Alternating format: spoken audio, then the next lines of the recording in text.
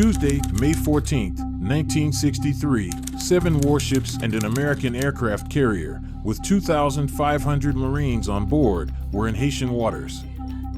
Dominican Army soldiers were at the border and threatened to attack Haiti. American officials confirmed that 8 reservations for Haitian officials were made with Algeria as their final destination, transiting through Curaçao, New York, Paris. Haitian leaders Daniel Finioli and Louis Dejoie form a government in exile, but U.S. President John Fitzgerald Kennedy has his own plan. After the departure of Francois Duvalier, a government of 3 to 5 personalities close to the Americans will take power in Haiti on May 15th. General Jean-René Boucicaut, in exile in Jamaica, in a radio message will address the Haitian people to announce the new government. Was this the end of Papa Doc's regime?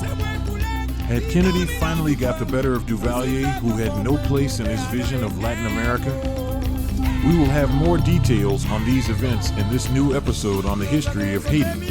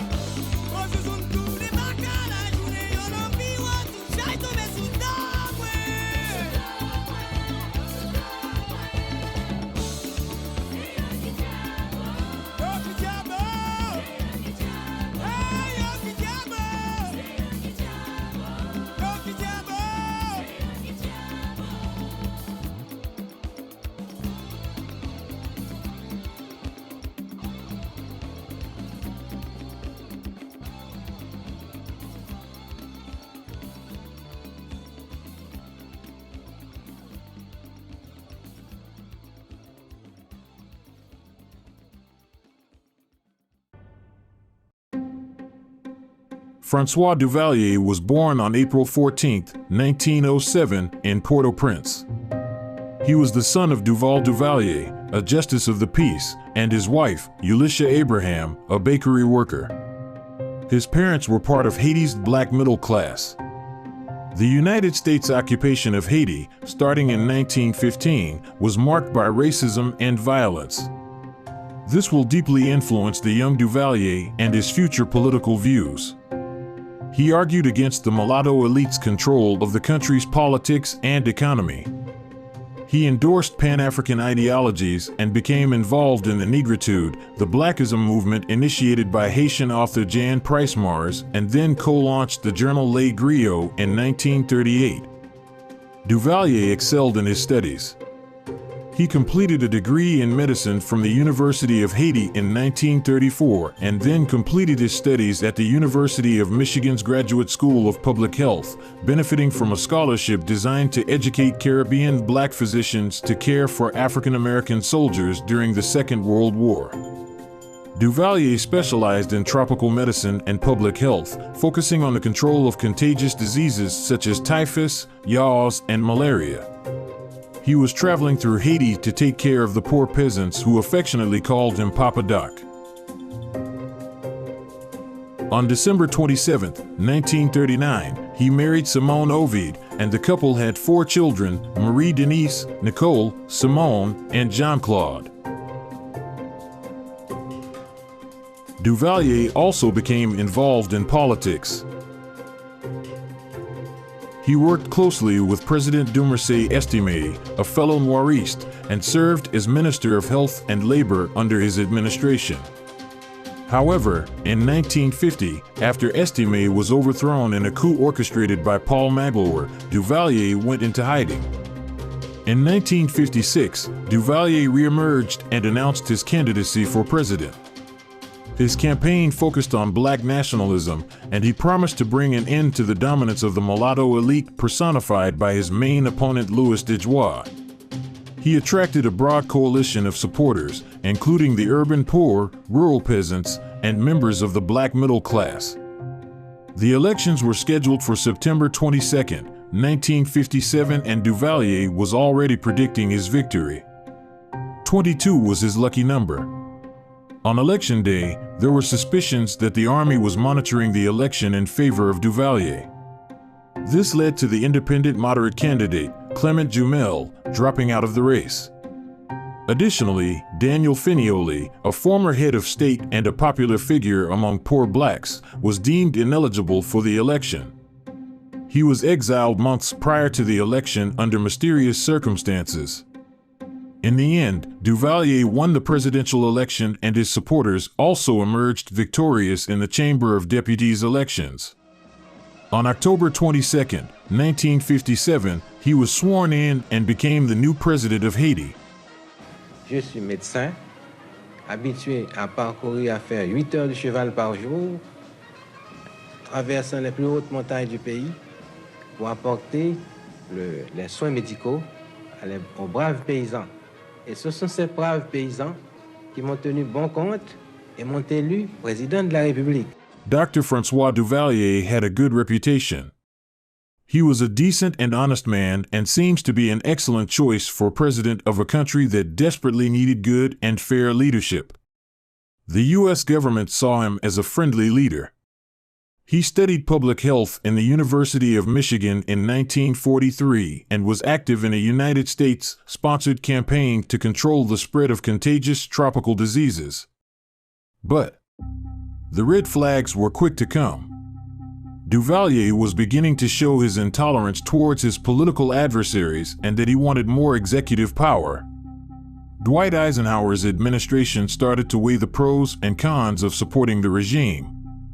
Despite his human rights abuses, economic mismanagement, and his occasional anti-American tirades, the White House had no great desire to upset Duvalier and favored stability in Haiti over social justice. And when 700 kilometers from Port-au-Prince, a communist revolutionary named Fidel Castro took power in Havana, Cuba, under the nose of the Americans on January 1, 1959, it even became imperative to support Duvalier, who was a staunch anti-communist. So during the last 2 years of Eisenhower's presidency, Duvalier managed to obtain important aid from the United States. But the tone will change. So help me God. A young idealistic Democrat senator named John Fitzgerald Kennedy will be sworn in on January 10, 1961 in Washington to become the next tenant of the White House. During the early days of President Kennedy's administration, there were two major contrasting views on how to approach the relationship with Duvalier. The first group was led by Secretary of State Dean Rusk and U.S. Ambassador to Haiti Robert Newbegin. They believed it was in the best interests of the U.S. to continue supporting Duvalier despite his dictatorial rule. They held that, despite the ferocious nature of Duvalier's regime, the geopolitical stakes during the Cold War necessitated U.S. support to prevent a potential communist takeover similar to Castro's revolution in Cuba. Their concern was that a power vacuum following Duvalier's potential downfall could invite intervention from communist factions detrimental to U.S. interests. The second group, championed by Adolph Augustus Burley Jr., argued for a complete cessation of contact with Duvalier and for actively undermining his power. Burley, an expert on Latin American politics and head of a task force evaluating inter-American relations, encouraged President Kennedy to build on the opposition to Duvalier's regime as a viable alternative and to work towards removing Duvalier from power. Thus, Kennedy's policy towards Duvalier will be a kind of mixture of these two approaches. The objective was keep Haiti in U.S. camp and live with Duvalier, while seeking out a better alternative. But that alternative would not come from the opposition in exile, but from the Haitian military. The Haitian opposition was perceived as too disorganized, fragmented, and cannot be trusted, as many of Duvalier's opponents cherished Marxist ideology. The Haitian army, on the other hand, was trained by the Americans, and its leadership was pro-American. And this is what Duvalier understood very early in his presidency. He didn't trust this army created during the American occupation and which is led by U.S. trained officers. This is why, in 1959, to keep the regular army under control, he created his own secret police, made up of his fervent supporters, the Militia of National Security Volunteers, commonly known as the Taunton Macoute. In 1961, the militia was twice as large as the army, and Duvalier did not hesitate to give his secret police some of the military equipment and weapons from the United States intended for the regular army. Following his inauguration, one of the major objectives of Kennedy's foreign policy was to isolate Cuba. In March 1961, Kennedy launched a program called Alliance for Progress in order to establish an economic cooperation between the U.S. and Latin America. Therefore, I have called on all people of the hemisphere to join in a new alliance for progress, Alianza para Progreso, a vast cooperative effort, unparalleled in magnitude and nobility of purpose, to satisfy the basic needs of the American people for homes, work, and land, health, and schools, techo, trabajo, y tierra, salud y escuela. The program was part of Kennedy's broader Cold War strategy. It aimed to counter the threat of communist expansion in Latin America, particularly following the Cuban Revolution, by promoting social, political, and economic reforms. The idea was to improve living standards, promote economic growth, and foster democracy to undermine the appeal of communist ideologies. The program was signed at an Inter-American Conference in Uruguay in August 1961. Meanwhile, Duvalier was busy consolidating his power by violating the provisions of the 1957 Constitution. First, on April 8, 1961, he replaced the bicameral legislature with a unicameral body. Then, although his term was due to expire in 1963 and the Constitution prohibited re-election, he held a new presidential election on April 30th in which he was the only candidate. With 100% of the votes, he is elected president for 6 more years. In response to Duvalier's actions, Kennedy recalled the American ambassador Newbegin on May 14th before the installation of Duvalier on May 22nd. In the subsequent years, no U.S. ambassador took part in the celebrations of this date, which Duvalier had designated as the National Sovereignty Day.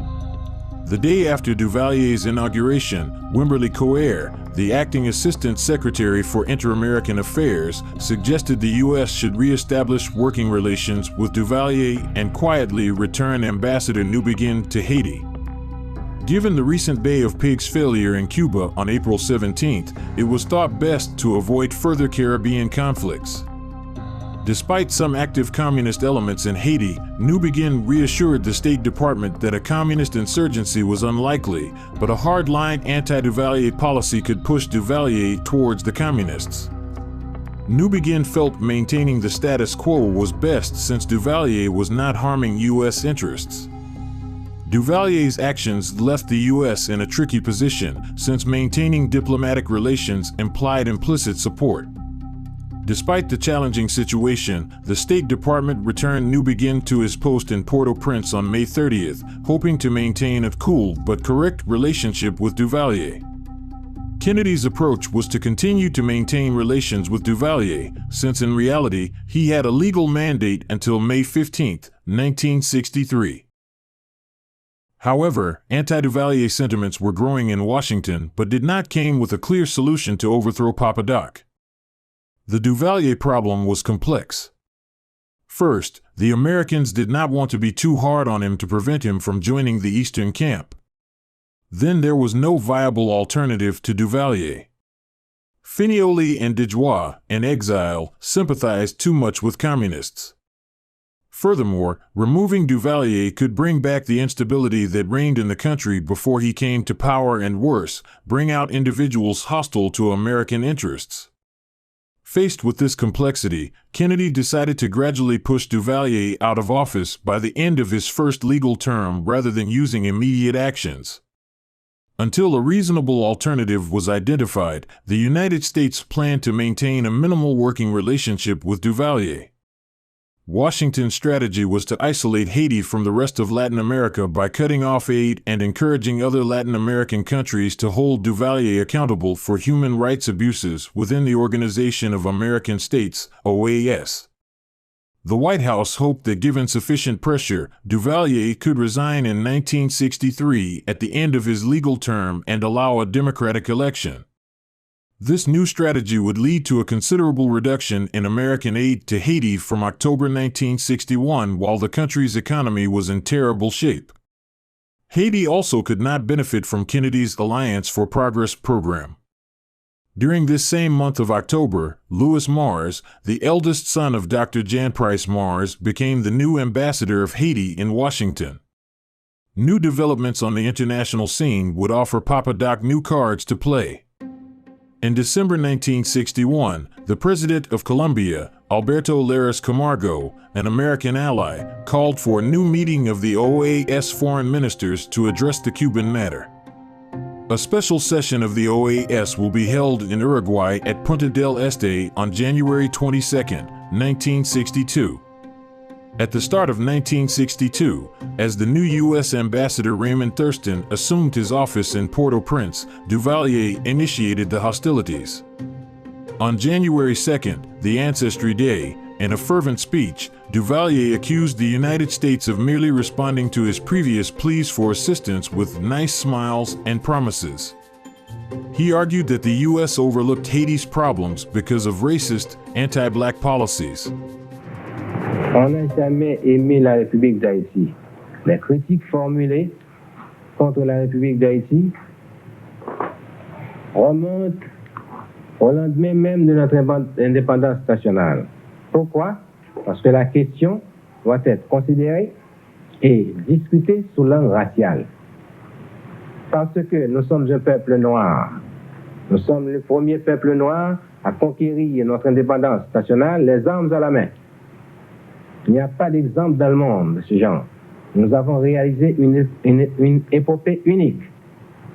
Et la question a pris une ampleur telle parce que ce peuple actuellement est dirigé non point par une doublure, mais par un intellectuel qui connaît les vraies aspirations, les vrais besoins de ce peuple et de cette race. Duvalier also accused Kennedy of violating the spirit of the Alliance for Progress because he refused to help the poorest country in the hemisphere.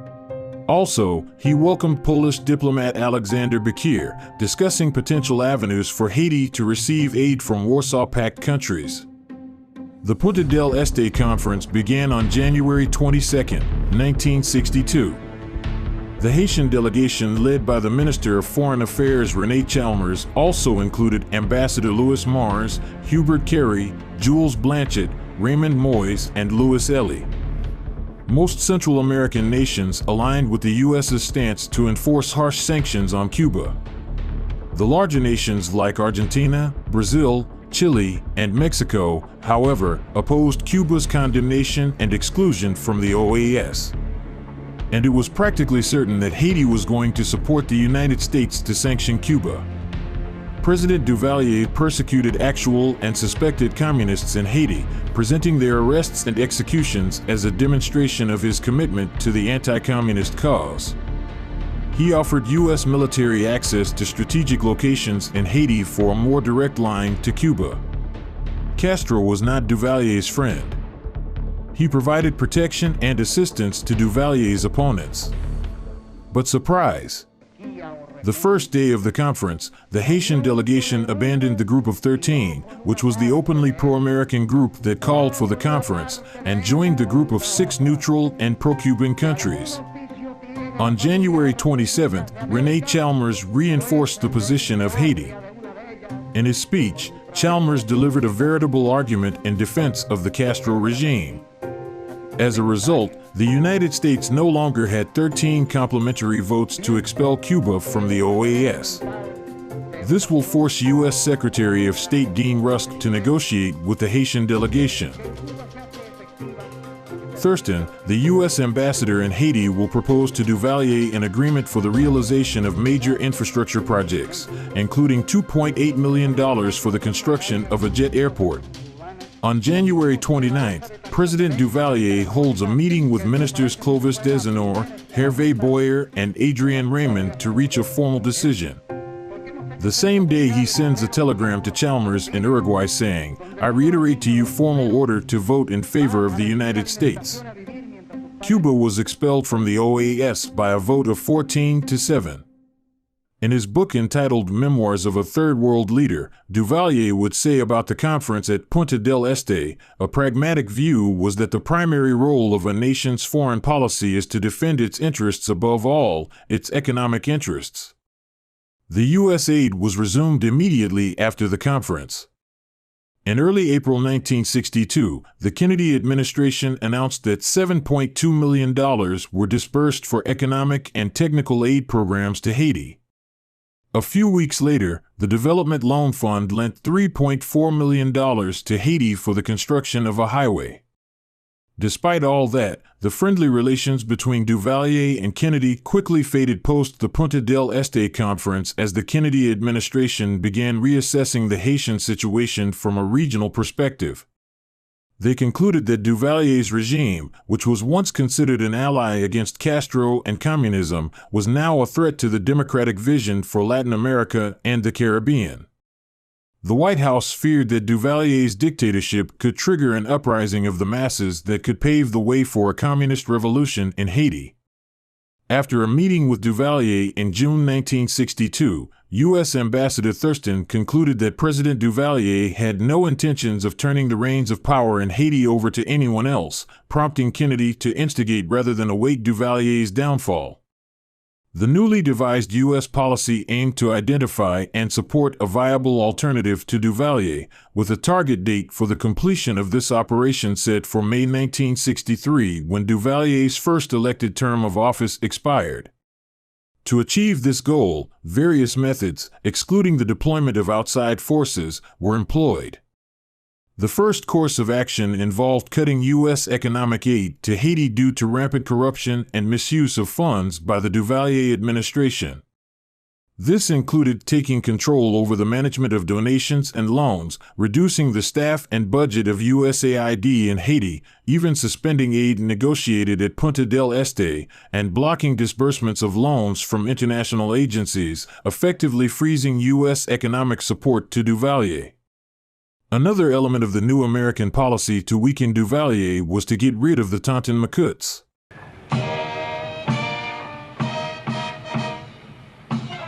The U.S. had been training the Haitian army since 1958, but in July 1962, Kennedy suspended shipments of military equipment to Haiti while maintaining the U.S. naval mission in the country. Kennedy sought to preserve the mission's useful influence on the military to keep it on a pro-U.S. path for post-Duvalier preparations. The U.S. was aware that Duvalier was using the military aid to strengthen the Tonton Macoutes. As the militia grew, it diminished the possibility of using the regular army to change the situation in Haiti. Consequently, Kennedy decided the militia should be abolished. In July 1962, the head of the U.S. Naval Mission, Colonel Robert Heinel Jr., wrote a detailed letter to the Haitian Army Chief of Staff, General Jean-René Boucicaut, criticizing the militia's existence and its negative impact on the official armed forces. Heinel recommended the immediate dissolution of the militia. This move was part of the U.S. strategy to weaken Duvalier and facilitate his overthrow. The U.S. intended to use the Haitian army to resolve the Duvalier problem and therefore sought to ally with the Army Chief of Staff. By publicly addressing Boucicaut about this matter, Heinel aimed to incite opposition to Duvalier, signaling to the entire army that the U.S. was willing to get involved in any conflict between the army and the president. In this same month of July 1962, a group of current and former military personnel approached the U.S. Embassy with a plan to overthrow Duvalier. Although U.S. Ambassador Thurston reported this as the most significant challenge to Duvalier yet, the Kennedy administration opted not to support the coup due to doubts about its success and unclear leadership. President Duvalier, perhaps benefiting from the timing, became aware of the plan. He decided to play the Army Chief of Staff against the U.S. mission by asking General Boucicaut to publicly repudiate Heinel's request to dissolve the Tonton Macoutes. Boucicault refused and was fired immediately by Duvalier. The evening of his dismissal, he took refuge at the Venezuelan embassy with his wife and 4 children. Learning from the Boucicault experience, Duvalier chose a man less friendly to the United States, Colonel Gerard Emmanuel Constant, to become the new Army Chief of Staff. At that time, Colonel Constant had a 6-year-old son who would also make a name for himself in future events. In early 1963, Kennedy, after the Cuban Missile Crisis in October, decided to engage the American press in his anti-Duvalier plan, aiming to stimulate national and international media to publish negative reports about Haiti and to prepare public opinion for a possible U.S. intervention. He also attempted to involve other countries in his efforts, encouraging member countries of the OAS and NATO to isolate Duvalier diplomatically and even considering a coordinated military intervention. Tragic events will then occur in Haiti, making the fall of Duvalier almost certain.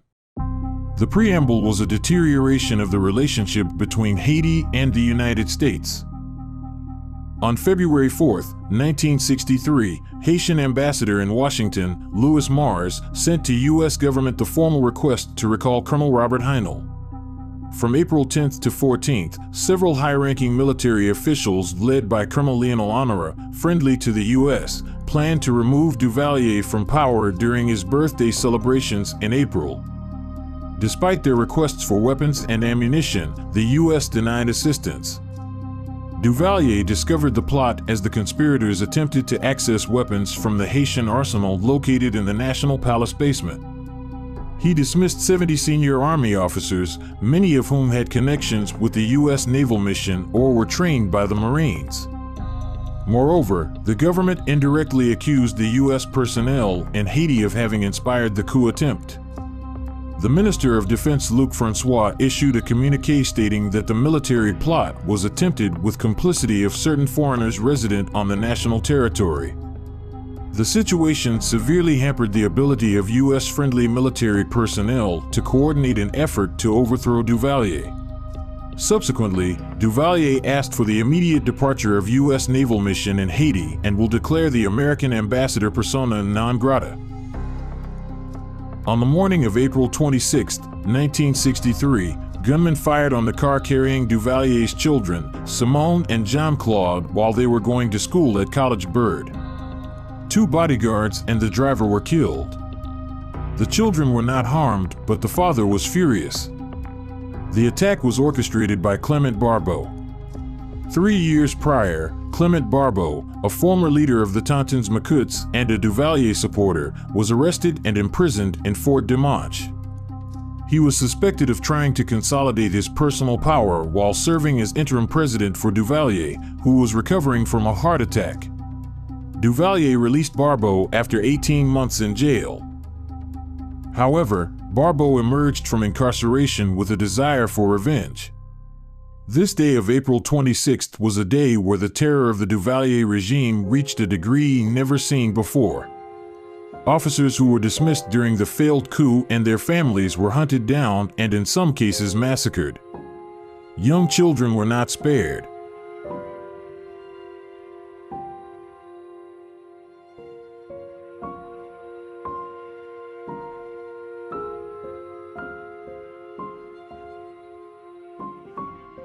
One of these officers, Lieutenant Francois Benoit, a sharpshooter, who went into hiding at the Dominican embassy since the day before, was specifically accused by Duvalier of being the perpetrator of the attack on his children. Duvalier asserted that the embassy had let him out to commit the crime. He ordered his presidential guard to occupy the Dominican embassy in Pétionville, but Benoit and others were hiding at the ambassador's residence. Juan Bosch, the Dominican president, reacted by issuing an ultimatum to Haiti and threatened to invade the country if Duvalier did not withdraw his men from the embassy. Dominican army troops were sent to the border. Duvalier's excesses had just dragged him into a crisis he didn't want. On May 3rd, martial law is declared in Haiti. Curfew in Port-au-Prince. On May 7th, the U.S. government ordered the evacuation of all dependents of U.S. personnel in Haiti.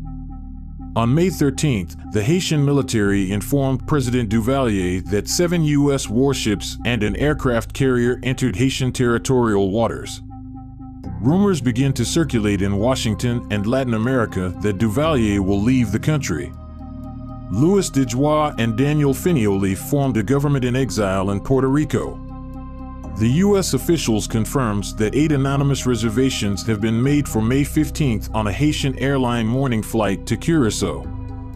They added that 8 reservations had also been made for a KLM Royal Dutch Airlines flight to New York that leaves Caracas at 10:30 a.m. In New York, Pan American World Airways said it had 4 reservations for Paris in the name of Duvalier on Flight 114. It is believed that from Paris, the Duvalier family would then fly to Algeria, their final destination. The White House didn't recognize the Finioli de Joix government. Kennedy had his own plan. On May 14th, Secretary of State Rusk outlined in a telegram the Kennedy administration strategy for the post-Duvalier era in Haiti to U.S. ambassadors in Port-au-Prince and Santo Domingo and to the United Nations. The plan included establishing a provisional government comprised mainly of U.S.-friendly figures, some of whom were in exile in the U.S., and including a Haitian Supreme Court member for local legitimacy. Rusk's telegram also addressed plans for international recognition, with the State Department seeking support from European and Latin American allies.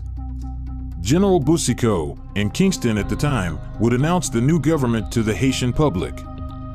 With participation of some countries from the OAS, the United States, whose fleet was already in Haitian waters, would intervene upon request of the provisional government. On the morning of May 15, 1963, Thurston invited journalists to his residence, anticipating news of Duvalier's downfall. However, in early afternoon, a press conference was given at the National Palace by President Francois Duvalier, who remained calm and confident. He was still the president of Haiti and had no plan to leave. The Kennedy administration had to once again consider new approaches to deal with Duvalier. I think we've got to review the bidding from the ground up on that now and see just where we go on that. If it's possible for us to trade a fresh start on our side with a fresh start on Duvalier's side, maybe we have to work at it from that direction at the moment. But most of our fellows here think that Duvalier is absolutely irretrievable. But yet there's no clear answer now as to what that means and what to do about it. Yeah. So I'll be talking with the fellows later this morning. It seems to me we ought to be able to build up some sort of a force that we could use as the excuse. In other words, the Cuban thing, but do it with a little more judgment. But it seems to me we ought to have that force being developed anyway. Yes, I think we ought to look at the big alternatives here. And the other thing is really whether Thurston, if he's going to stay on, there's no sense really in having an ambassador. I'm sure it isn't Thurston's fault that is persona non. Well, if we could trade that for some changes in Duvalier's government. Yeah. After all, if he's asking us to change some top people, we might get across to him that if he gets rid of a couple of these bad eggs right next to him, that we could perhaps both of them start off on a fresh start. Yeah. Try it out. Right. The Americans hoped that after the April massacres and the expiration of Duvalier's legal term that there would be unrest in the capital that could justify the intervention of the 2,500 Marines who were already in Haitian waters.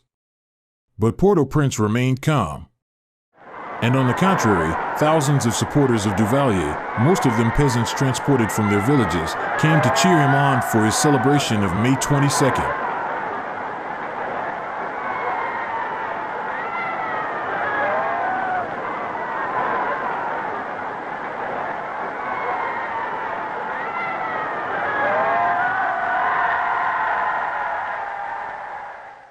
Ambassador Thurston was called to Washington for consultation. The new approach is to limit U.S. involvement in overthrowing Duvalier to funding and encouraging Haitians to act against the regime. They agreed with Juan Bosch to help exiled Haitians and to make the Dominican Republic a staging area for any paramilitary effort directed against the Duvalier government. Meanwhile, Duvalier opposes the return of the ambassador Thurston to Port-au-Prince and called his own ambassador in Washington, Louis Mars. He announced the establishment of a new order in Haiti and an emergency plan to meet the country's financial needs without international assistance. That plan, he said, would be our alliance for progress. and his lucky star was still there. The Tonton Macoute captured and killed Clement Barbeau and his brother Harry in July 1963. Several attempted armed invasions by exiled Haitians from the Dominican Republic, including that of Leon Cantave, failed miserably. On September 25th, after only 7 months in office, Bosch was overthrown in a coup by the Dominican Army. On November 22nd, Kennedy himself was assassinated in Dallas, Texas. And the icing on the cake, Kennedy died on the 22nd. Duvalier's lucky number. He would later say that he had cast a spell on Kennedy. Il semble qu'il y ait une répétition du 22 dans votre carrière. C'est mon chiffre mystique, n'est-ce pas? Ça revient.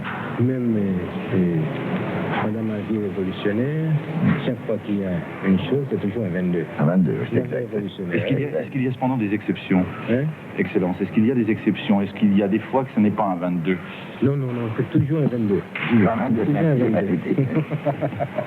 Lyndon Johnson, the new president of the United States, was not an idealist like his predecessor and was much more absorbed by the Vietnam War. Duvalier did not represent a threat to American interests, and moreover, he was fighting against the communists in his country. That was good enough for him. So Live with Duvalier was back. And on June 22, 1964, Duvalier, feeling more at ease after another election, will declare himself president for life.